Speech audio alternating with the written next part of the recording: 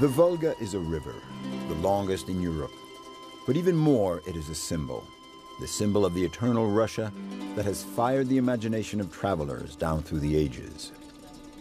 The Russian heartland with its villages of painted wooden houses and the elderly babushkas with their scarves around their head.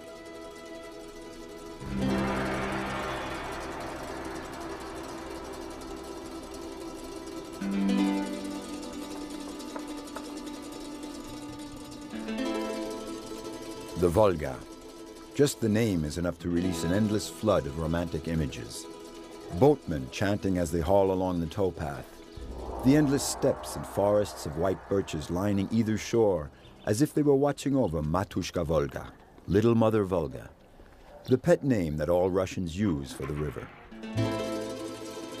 With the arrival of Soviet Russia at the beginning of the 20th century came the drive to construct factories and dams. The old historic cities of Nizhny Novgorod, Simbirsk, and Volgograd were renamed after the new leaders and became Gorky, Ulyanovsk, and Stalingrad, closed cities, strategic sites off limits to foreigners. Now the Volga has been reopened to tourist traffic. On our way to Astrakhan, we'll discover just how much the history of Russia and that of the Great River are inextricably linked. The Volga is, of course, important to Russia. And even today, the Volga, in a way, incarnates the soul of Russia. I would say that it is just as vast, calm, majestic, and monumental as Russia itself and its destiny.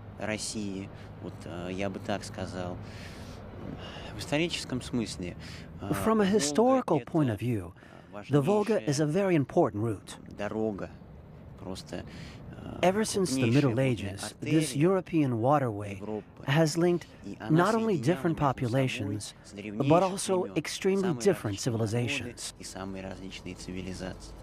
Situated in the European part of the vast expanse of Russia, the Volga, flowing from north to south, was the gateway for the long ships of the Varangian Vikings to enter the country. It also provided a protective border against the Mongol hordes. Nizhny Novgorod will be the first stop on our discovery voyage of the Volga. Like most of the Middle Volga cities, Nizhny Novgorod is a frontier town on the edge of the vast steppes of Central Asia.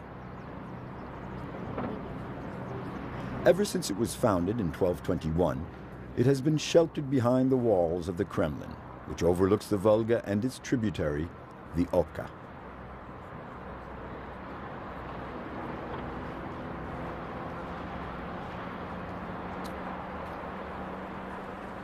Originally built out of wood, the Kremlin was regularly destroyed by the Tatar Mongols. It was not until the 16th century, when the present stone fortress was constructed, that the last attacks of the Golden Horde were finally driven back. From then on, the town began to thrive commercially.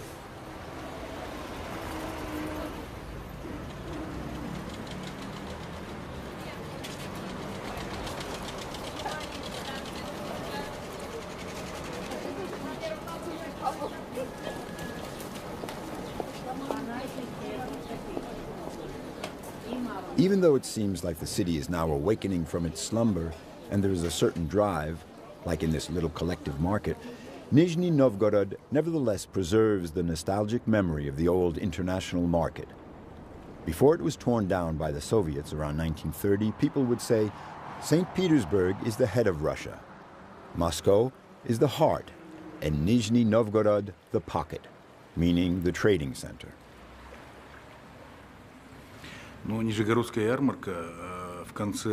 At the end of the 19th century, Nizhny Novgorod was the biggest market in Europe, even bigger than the famous Leipzig market. And that was thanks to its geographic location. Nizhny Novgorod was a sort of crossroads between the north and the south and the east.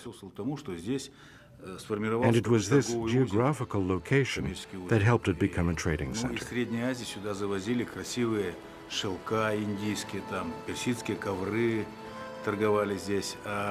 They would bring Persian carpets from Central Asia, metalwork, nails, and sheet metal from Siberia,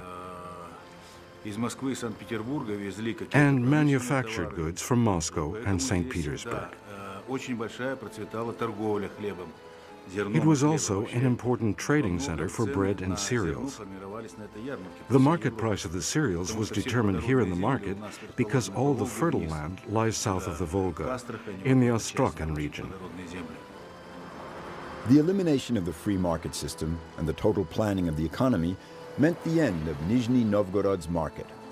The plaza in the center of the city where it used to be is now only a vast esplanade, where the Moscow circus sets up when it comes to town, under the watchful eye of a strange ringmaster.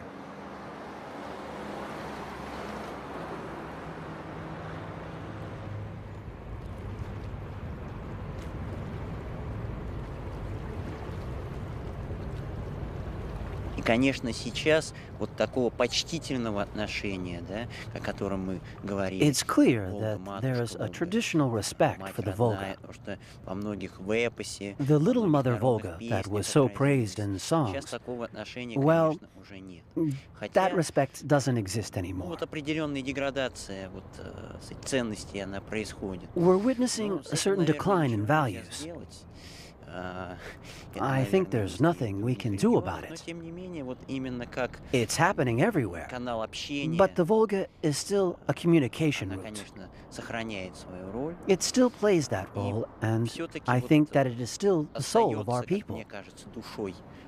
Even if they're not consciously aware of it, even if they throw empty Coke cans into it, in the people's subconscious, the Volga remains the soul of Russia.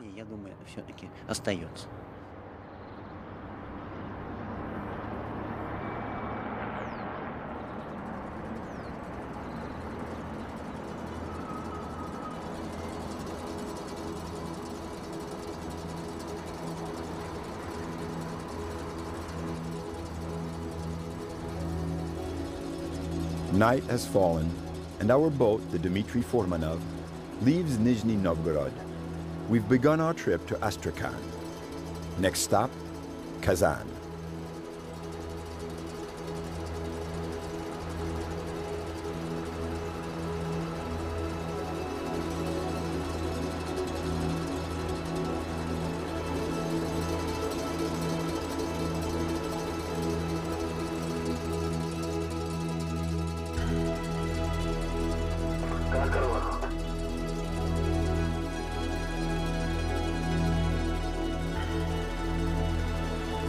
The Volga, a trade route since ancient times, has undergone radical transformations in the 20th century. In the 1930s, the socialist quest for hydroelectric power led to the construction of a string of dams and power plants. Hundreds of thousands of hectares of farmland vanished under the rising waters.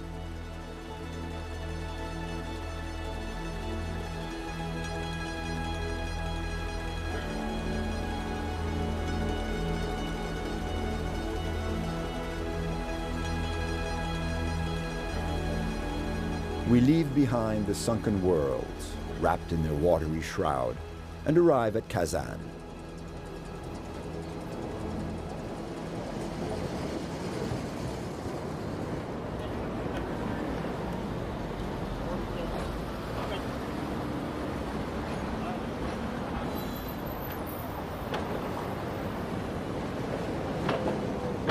Kazan is one of the oldest cities on the Volga.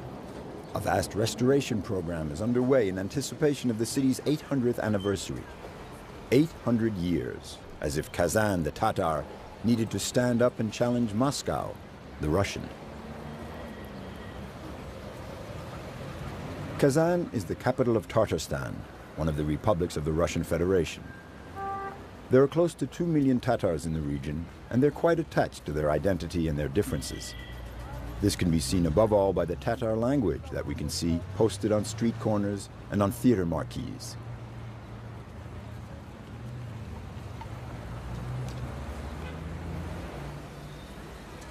The history of Kazan has been deeply marked by the 2 centuries of Mongol occupation. But towards the middle of the 15th century, the Golden Horde began its decline. the Khanate of Kazan, part of the Tatar kingdom, came into its own and for a century and a half controlled the trade on the Volga. Then in 1552, Kazan in its turn fell into the hands of Ivan the Terrible. In the years that followed, Kazan was transformed. Behind the magnificent white brick walls of the Kremlin rose the star-studded cupolas of the Cathedral of the Annunciation.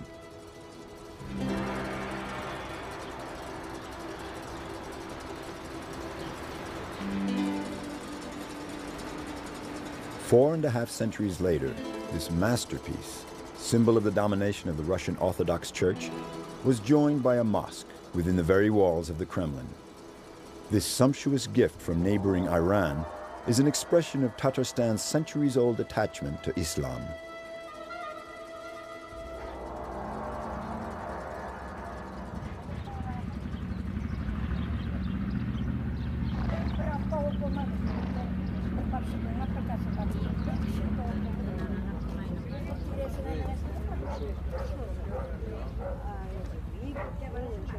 The Tatars, who were Christianized and subjected to centuries of Russification, have nevertheless continued to speak their language and maintain their traditional way of life, especially in the inland villages.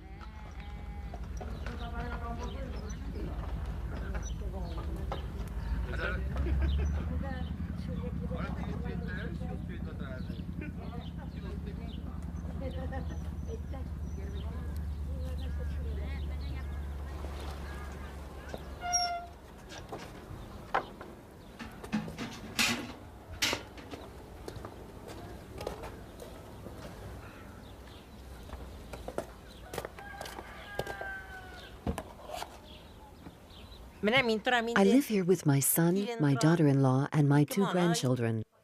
The little one is only 5. He's not in school yet. The other one's in elementary school. There are 5 of us living together here.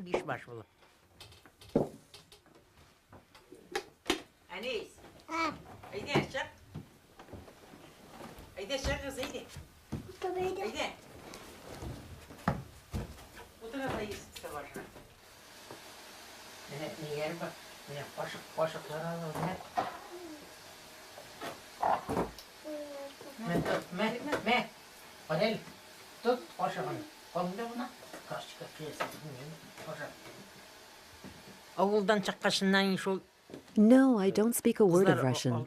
We village women have never learned to speak Russian. But the young people, like my daughter-in-law, speak it a little because they went to school. No, I don't speak Russian, just Tatar.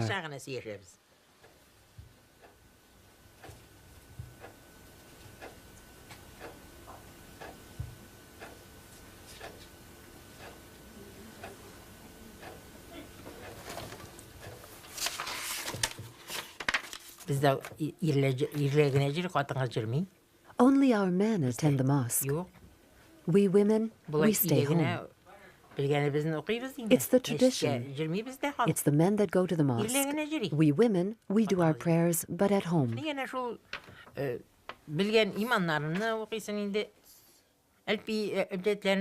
I read some of the prayers from the Quran. I don't know them all by heart. We don't know a lot of prayers. We may not know a lot, but we do practice. We do follow the traditions. We observe Ramadan, the feast days. What we know, we do. It's prayer time at the village mosque. The congregation is quite thin.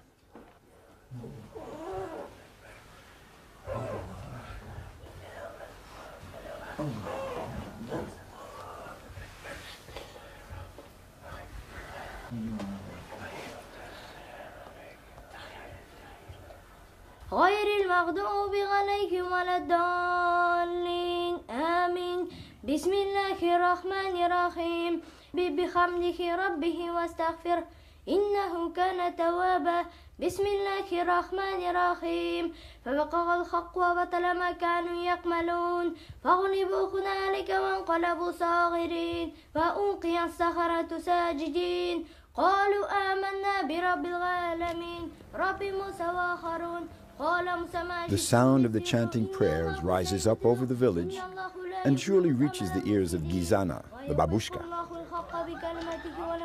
It's a different world that exists in parallel with our own, a simple and innocent world, far from the glitter and pomp of Kazan.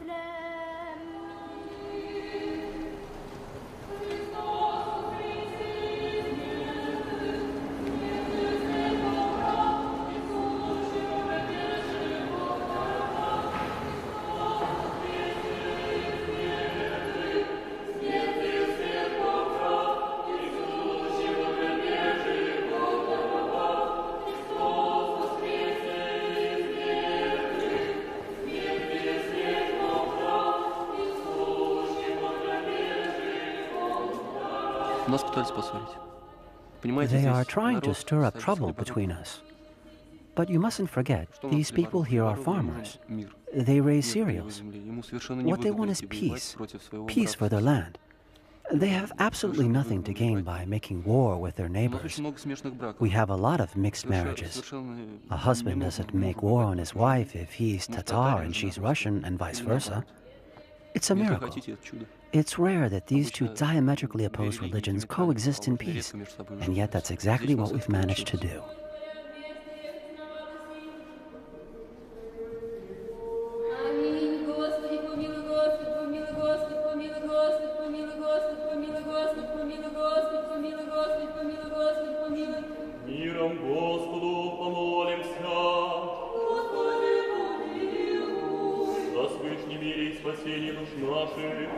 Господу помолимся. Заступи, спаси, помилуй, и сохрани нас, Боже.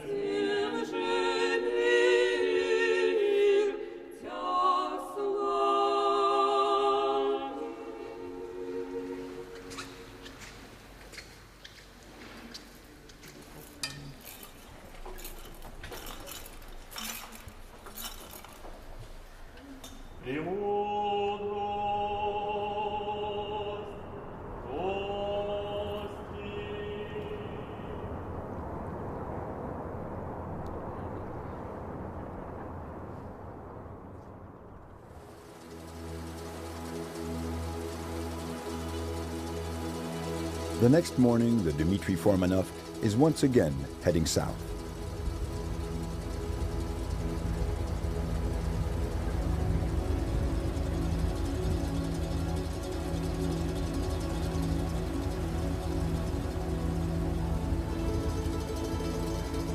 For 250 kilometers, we cross the vast Kubichev Reservoir that separates Kazan from Ulyanovsk. For a long time, navigation on this stretch of the Volga had to take into account the closed cities.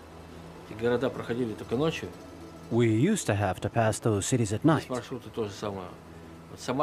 We could only pass Samara at night. Same for Saratov.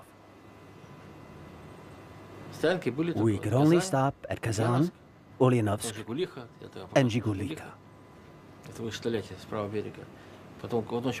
Then we'd go on to Malakovo and the island of the Maidens. From Volgograd, the boats would go to Rostov. It was a 10-day cruise, and then the passengers would fly back home. There were only 4 boats for foreign tourists. Now I'm afraid there are only about 50.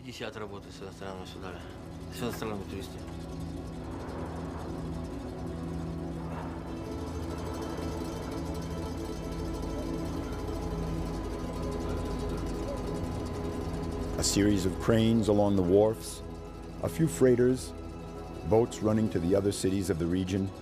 The first sight of Ulyanovsk is very much like that of the other industrial cities along the Volga.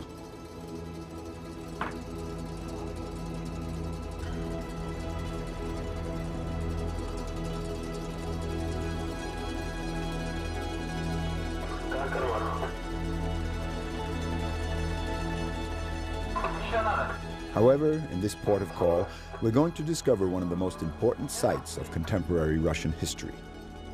Here in Simbirsk, the city's former name, is the birthplace of Vladimir Ilyich Ulyanov, more widely known as Lenin. When he died in 1924, Simbirsk was renamed Ulyanovsk, and ever since, hundreds of thousands of Soviet tourists have been coming to make the pilgrimage every year. And even today, the former apparatchiks of the fallen regime still show the same devotion to the father of the Bolshevik Revolution. He's a leader respected by everyone throughout the country and the planet. The memory of Vladimir Ilyich remains intact. His name, his work lives on. Of course, we felt the changes.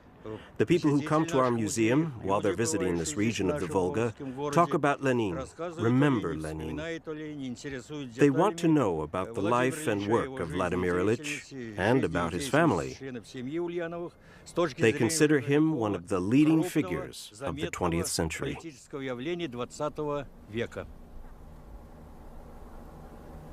At the end of the 19th century, Simbirsk was a peaceful provincial town with barely 30,000 inhabitants. It was proud of its beautiful wooden houses and its dozens of churches. Not a single church remains. They were all dynamited by the Stalinist regime in the 1930s. Now the last remaining treasures of the city are the houses where the Ulyanov family once lived.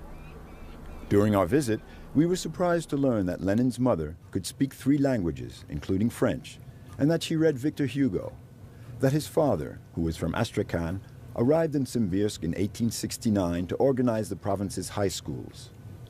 And in 1870, Vladimir Ilyich was born into this world of petit bourgeois, as the revolutionaries would call it. We met a man whose destiny is linked with Lenin's, a man who knows him intimately. Anatoly Ivanovich is an actor, and for his entire career, on stage and screen, he has played but one character, Lenin.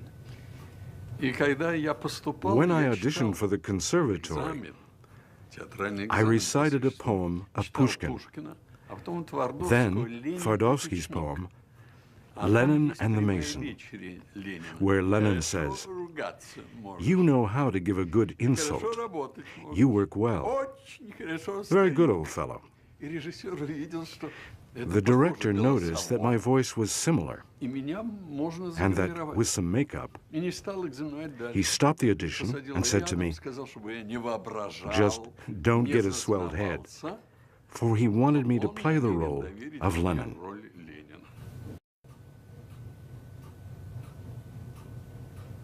Maquillage, éclairage, attitude, la ressemblance est troublante. Mais elle ne serait rien sans la voix. Tout est compliqué dans le personnage de Lénine. Mais le plus simple, ce sont ses attitudes ou sa façon de rouler les airs. Ça, c'était le moins difficile. Le plus difficile, c'était de traduire le cheminement de sa pensée. His visionary spirit, his premonitions, the scope of his thoughts, the passion in his heart. His personality is such that it's an endless source of wisdom. Physically, it seems that I've assimilated his everyday body movements right into my bones. It impresses people. But I've never thought I was Lenin. I'm just one of his students. What else can I say? In all modesty, just a student sitting in the back row.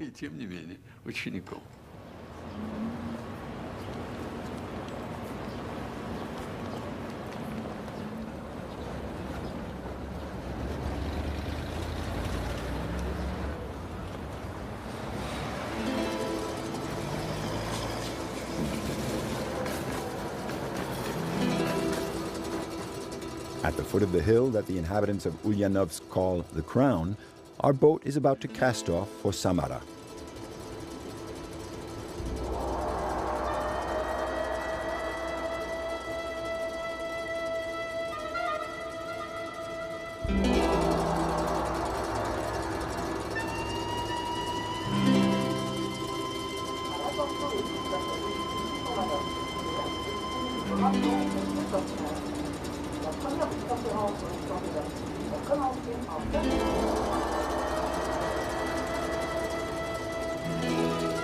We continue our voyage, first across the Kubichev Reservoir, then back on the Volga itself, where it crosses the region of the Zhiguli Mountains, called Little Switzerland, or the Pearl of the Volga.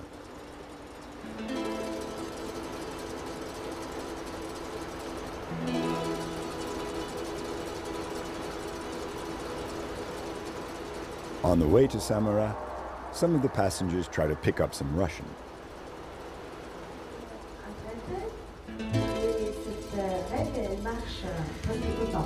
C'est pour dire que les mots en A, comment c'est dit, c'est féminin. Volga. Alors, féminin. Après.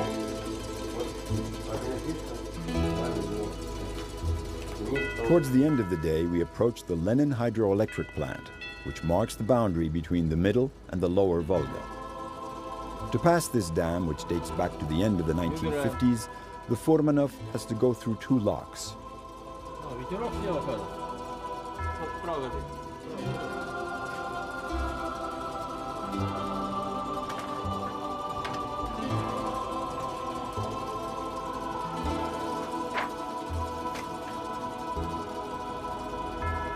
In each lock, the boat drops 13 meters in a few minutes, bringing us closer to the level of the Caspian Sea.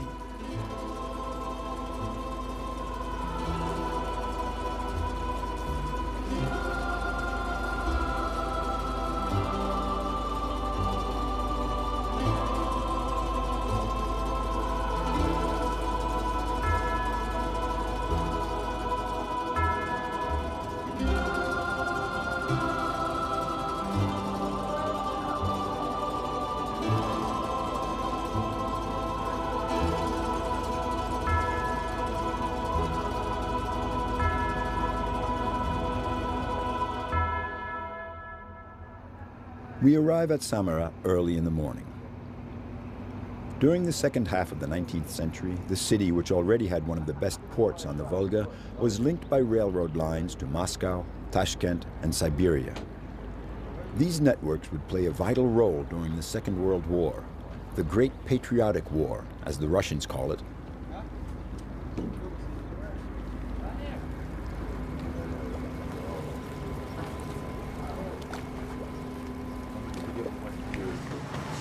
It's the 9th of May.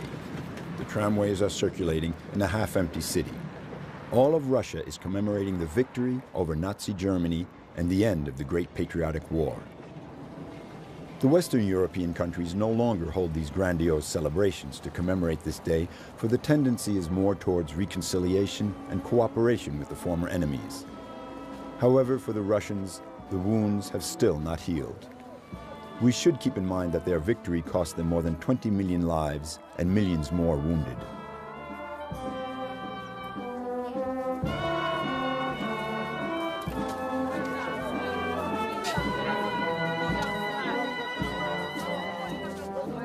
In 1941, when Moscow was threatened by Hitler's advancing troops, the Soviet government was transferred to Samara. Many inhabitants still remember and gather at the memorial to the victims of the conflict on a hill overlooking the Volga.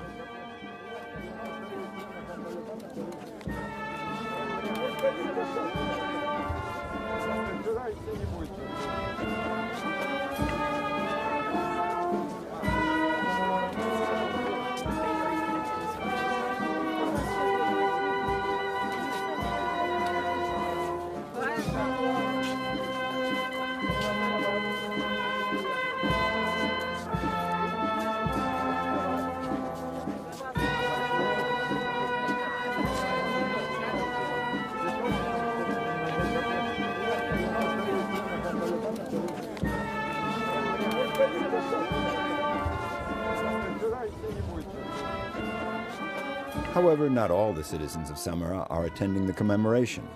Many go out to the islands in the middle of the Volga. It's beautiful holiday weather, perfect for barbecues and fishing.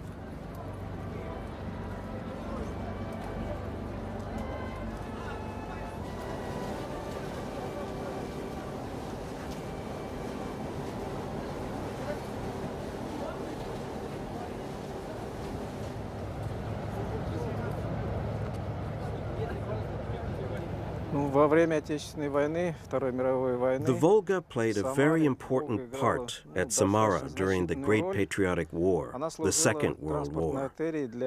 It was an important artery for transporting food, machines, equipment for the factories, and all the necessities for the population.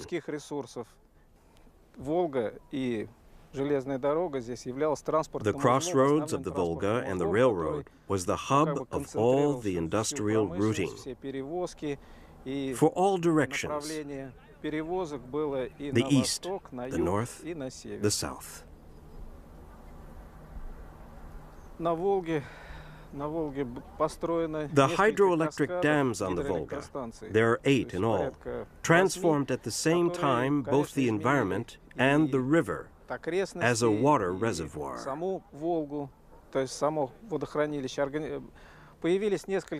The dams gave rise to veritable inland seas that flooded vast areas of land.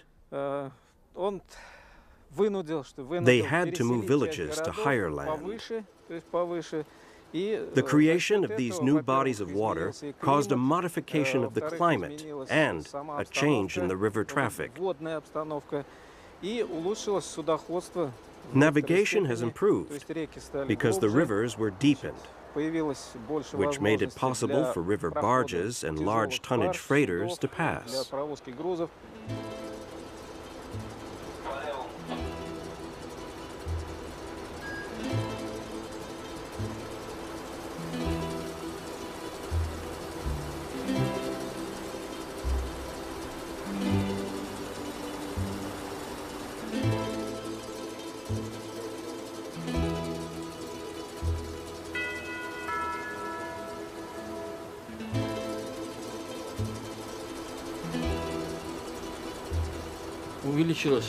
The river traffic has increased sharply, and not only on the Volga, but on all of the rivers, from the Sea of Azov to the northern basin near St. Petersburg. I've been sailing for 35 years. Many new inland seas have been created. The water level has risen. On the southern rivers, from the north of Kama down to Astrakhan, you used to see trainloads of timber coming downriver. They take a month to come down from the north. During the long voyage, you could observe the changes in nature, as if it was blossoming. There were no dams and no hydroelectric plants. That's why they could transport timber like they did with just one tugboat. But that's all been finished for 10 years now. In the calm of the evening, the majestic Volga makes its way into a breathtaking landscape of steep cliffs. In the 17th century, this region was the hideout of Stefan Razin and his Cossack rebels who rose up against the Tsar.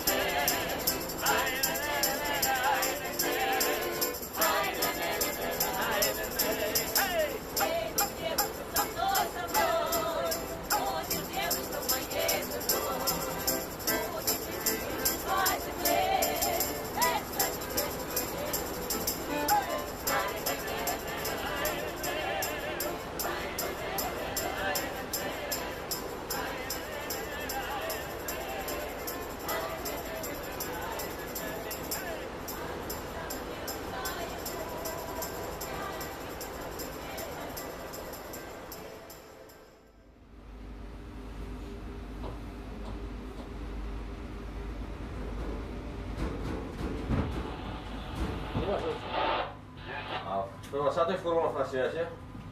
В каком положении сейчас? У нас сейчас открываются ворота. Ясно. Но выходим мы тихонько, поймите в виду. An early morning in the rain. We go through the locks that take us to Volgograd. This city on the lower Volga has always been an important strategic site. There was a fortified outpost here as early as the 16th century to protect the boats and goods from raiding nomads. But it was during World War II that Volgograd, renamed Stalingrad in 1925, really made its name in history. In June 1941, the German army launched a huge offensive on Russia. In the spring of 1942, they concentrated their attack against Stalingrad, where the city controlled the oil reserves of Baku. With its back to the Volga, Stalingrad held out for 200 days, and then it dealt the Nazi army its first defeat since the beginning of the conflict. The Battle of Stalingrad, which was the turning point of the war, left the city in shambles. In the center of the new city, we can see a few ruins still standing here and there, like wounds that refuse to heal.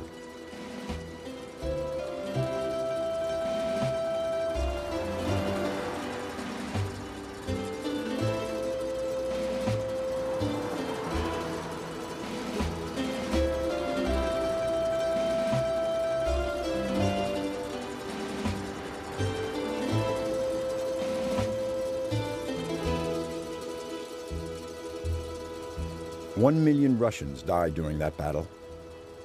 On the top of Mamayev Hill, which never fell to the Nazis, stands a vast memorial complex.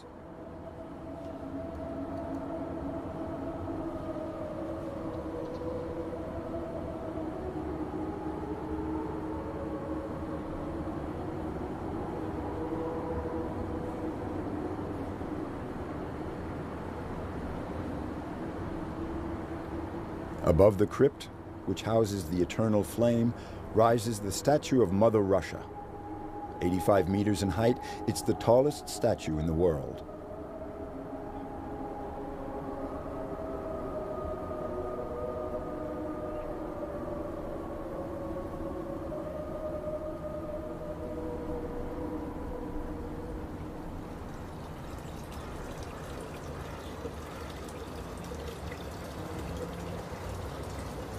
It was at the factory where she was working that Valentina met her husband, Mikhail Ivanovich, a hero of the Battle of Stalingrad, a survivor. When the war broke out, Mikhail Ivanovich was a worker at Barricade, a paint factory. I worked in the factory right up until the end, up until the Germans bombarded Stalingrad in the month of August. When the factory closed down, there weren't many of us left. So we went and fought to defend Stalingrad. In September 1942, the Nazis intensified their attacks. Only a thin strip of land in Mamayev Hill remained under Soviet control. The only uniform I had was a shirt. The pants and shoes were my own. I didn't even have a helmet, just a sock hat, like the kids wear today, a little sock hat. But it had a star on it. Even though the 62nd Soviet Army was surrounded, it refused to give in. The fighting was street by street, house by house. Despite the bombings, a part of the population refused to be evacuated to the eastern bank of the Volga. The city was in ruins. The inhabitants dug in. We were in a three-story building, the commune building. It was a total wreck. We were getting hit with 10, 12 counterattacks a day, but we fought them back. I remember I was lying next to an old-timer who said to me, "What's going on, kid? How many of them are there? We keep fighting and fighting, and there are still just as many of them. They're swarming all over. I can't stand it." We would fight during the day, but it would let up at night. They never attacked at night. As we were short of supplies, we would go out and recuperate the German machine guns. We would share them and use them right down to the last bullet. That's what the fighting was like. The city was nothing but a vast ruin. Often there would be Russian and German combatants occupying the same building, but on different floors. We knew that they were firing at us from behind. We were only 10 meters from the other building. The Germans had taken back the clinic. What could we do? The only thing we could do was to defend ourselves. The Germans would shout out at us, "Ruski kaput," Russians kaput. Russians bul-bul Volga. We're going to drown you all in the Volga. So we listened to that for a long time. Bul-bul Volga, my eye. We came back with insults and grenades. That was what the fighting was like in Stalingrad also. With their backs to the Volga, the Russians used each bombed-out building as a bunker and dug in for a war of attrition. This allowed General Zhukov to regroup his forces. In the end, he managed to encircle the troops of von Paulus in Stalingrad. On the 31st of January, the German field marshal disregarded Hitler's orders and surrendered with 91,000 soldiers. The Battle of Stalingrad was over. But for Mikhail, the war continued. He crossed all of Europe with the Red Army, fighting in Romania, Hungary, and Germany. I got back in December 45. Everything was in ruins. The factory was destroyed. I went back there in January 1946. Everything had been destroyed. What memories. How did we ever manage to survive such a nightmare? For a long time, I kept thinking about all the victims there, under the rubble.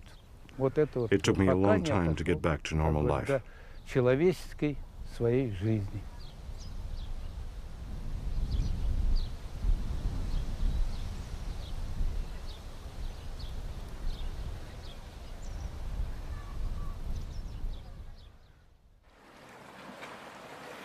After a week on the river, we reach our final destination, Astrakhan, the last city on the Volga. Up until the 18th century, Astrakhan was on the shores of the Caspian Sea. Those shores are now 100 kilometers away, beyond the vast delta formed by the many arms of the river. Peter the Great said that St. Petersburg was the window onto Europe, and that Astrakhan was the window onto the Orient. Even during Soviet rule, Astrakhan was never a completely closed city, since it never had a military-industrial complex, and it continued to control the trade between Europe and Asia, as it had been doing since the Russians annexed it in 1558. Tatars, Kazakhs, Tajiks, Kalmuks, just observing the faces of the vendors in the central market is like a journey through Central Asia.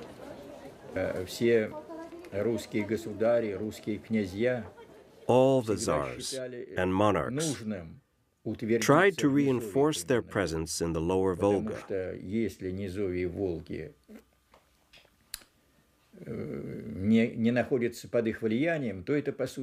Because it would allow them to control the trade routes to the east.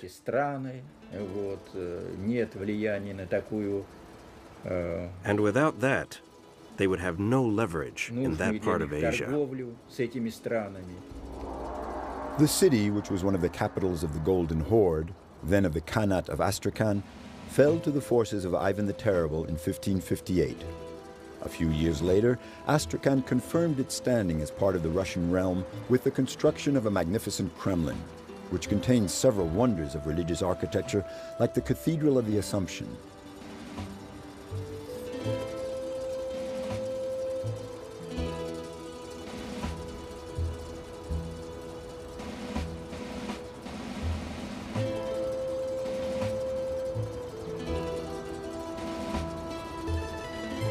During the 18th century, many merchants who traded with Moscow settled in Astrakhan.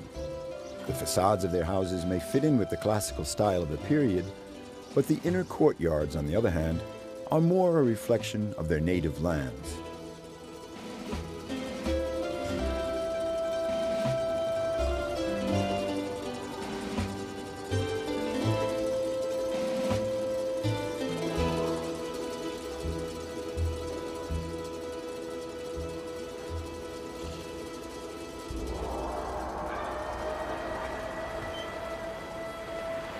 The ethnic mix is regularly renewed by new arrivals, as is the case with the Tajiks, and even more recently, the Iranians, the neighbors from across the Caspian Sea who are investing heavily in Astrakhan.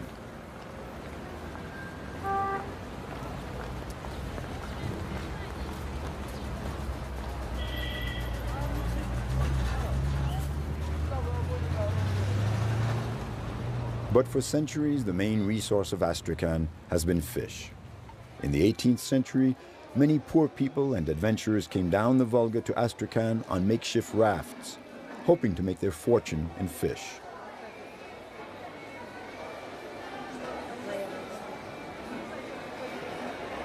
There are bream, seal-reed catfish, but the most well-known fish remains the sturgeon. Even though you can still find the smaller sturgeon, which are known for their tasty meat, there's absolutely no caviar to be found in the market of Astrakhan. The major part of the production is exported. But today this source of wealth is in danger.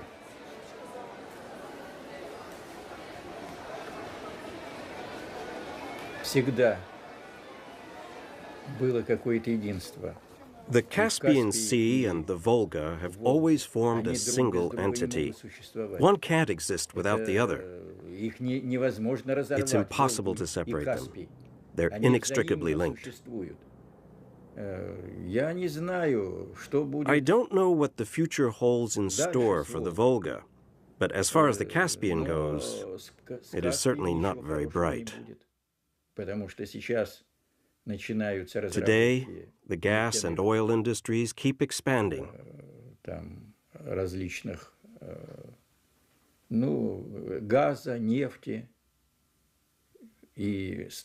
So they keep building more and more oil platforms and refineries. And that's all very discouraging, because it could endanger the biodiversity of the Caspian Sea and its wealth of fish.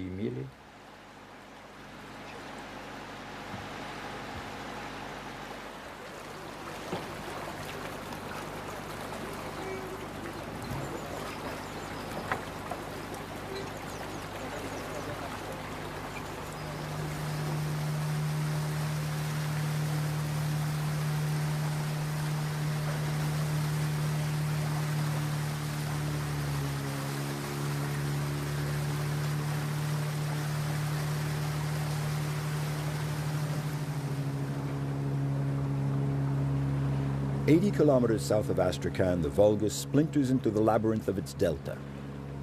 This protected natural reserve has become a favorite destination for ecotourism.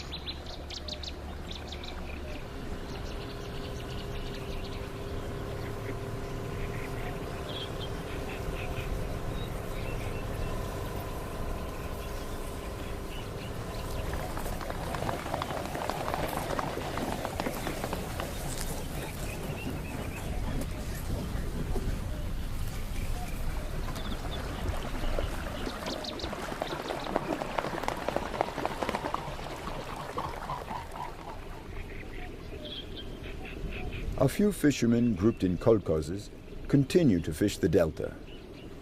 They live on their boats for the duration of the fishing season. And perhaps this is where the future of the Volga and the Caspian Sea will be decided. Here, between the oil industry and the traditional way of fishing. We got started at 7 in the morning. This is the 4th net that we've hauled in. We usually fish for about 2 hours at a stretch. We cast the net, we wait for it to sink to the bottom, and then we haul it in. Because of the heat, we keep the catch in tank boats filled with water to keep it fresh while we transport it to the smokehouse.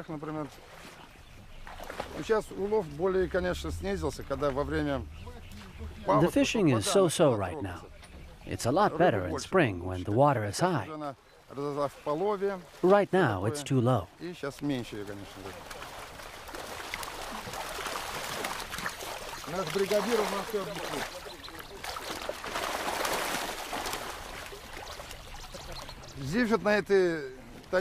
You don't get much sturgeon or salmon in this area.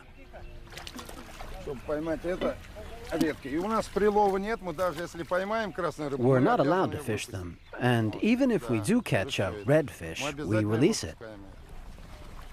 But it's very rare. You used to catch them before, but now hardly ever.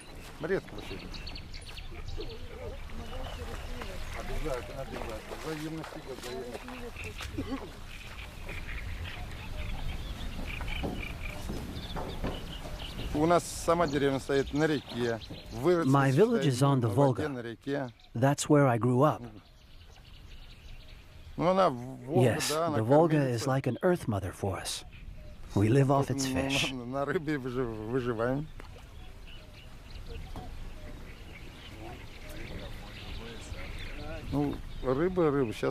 Today, the fish come after gas and oil.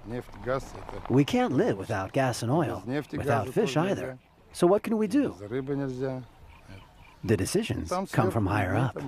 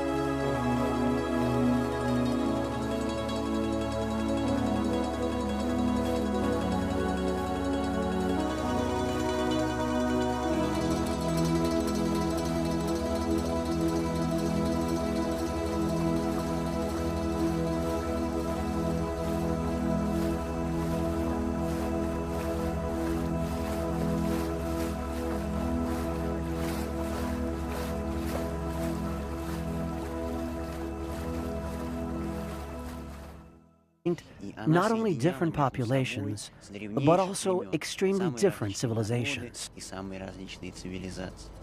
Situated in the European part of the vast expanse of Russia, the Volga, flowing from north to south, was the gateway for the long ships of the Varangian Vikings to enter the country. It also provided a protective border against the Mongol hordes. Nizhny Novgorod will be the first stop on our discovery voyage of the Volga.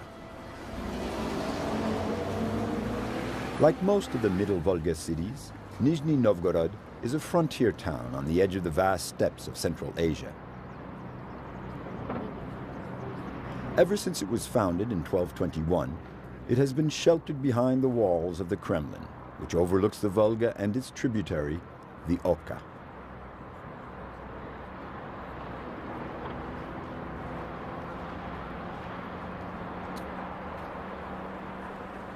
Originally built out of wood, the Kremlin was regularly destroyed by the Tatar Mongols. It was not until the 16th century, when the present stone fortress was constructed, that the last attacks of the Golden Horde were finally driven back. From then on, the town began to thrive commercially.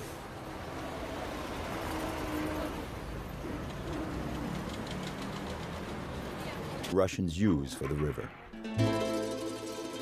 With the arrival of Soviet Russia at the beginning of the 20th century came the drive to construct factories and dams.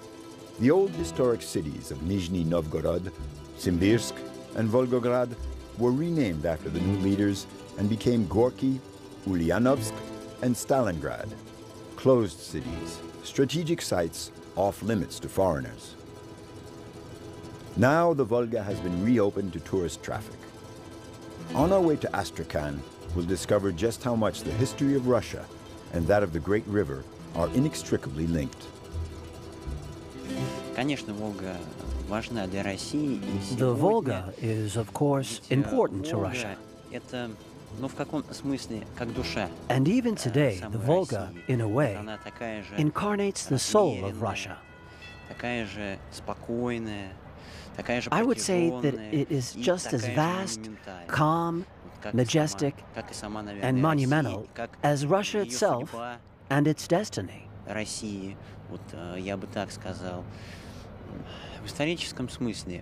From a historical point of view, the Volga is a very important route. Ever since the Middle Ages, this European waterway has linked metalwork, nails, and sheet metal from Siberia, and manufactured goods from Moscow and St. Petersburg.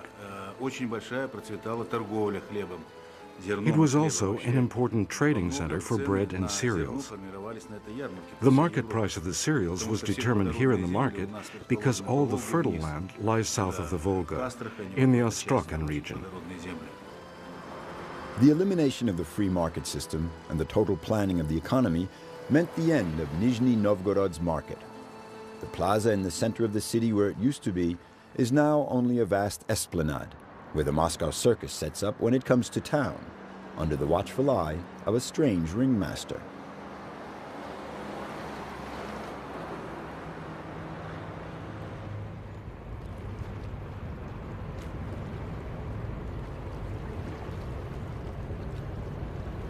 Конечно, сейчас вот такого почтительного отношения, да, о котором мы говорили. It's clear that there is a traditional respect for the Volga. The little mother Volga that was so praised in songs, well, that respect doesn't exist anymore. Вот определенная деградация вот цен.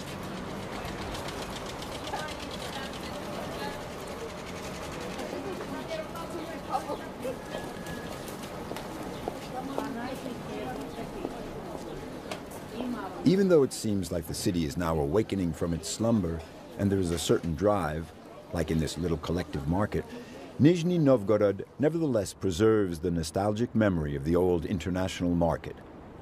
Before it was torn down by the Soviets around 1930, people would say, St. Petersburg is the head of Russia, Moscow is the heart, and Nizhny Novgorod the pocket, meaning the trading center. At the end of the 19th century, Nizhny Novgorod was the biggest market in Europe, even bigger than the famous Leipzig market. And that was thanks to its geographic location. Nizhny Novgorod was a sort of crossroads between the north and the south and the east. And it was this geographical location that helped it become a trading center.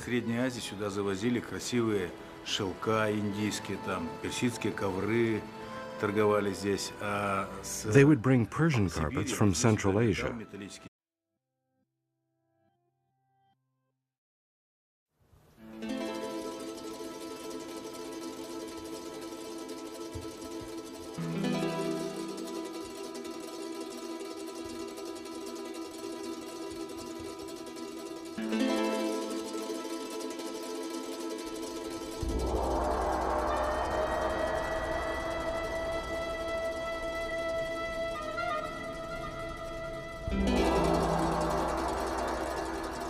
The Volga is a river, the longest in Europe.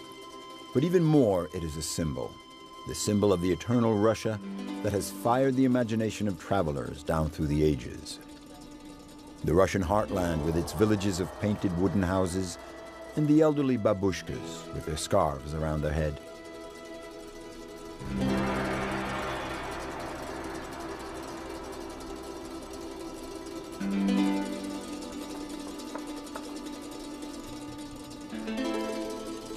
The Volga.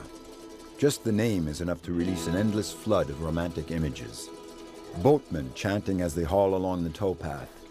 The endless steppes and forests of white birches lining either shore, as if they were watching over Matushka Volga. Little Mother Volga, the pet name that all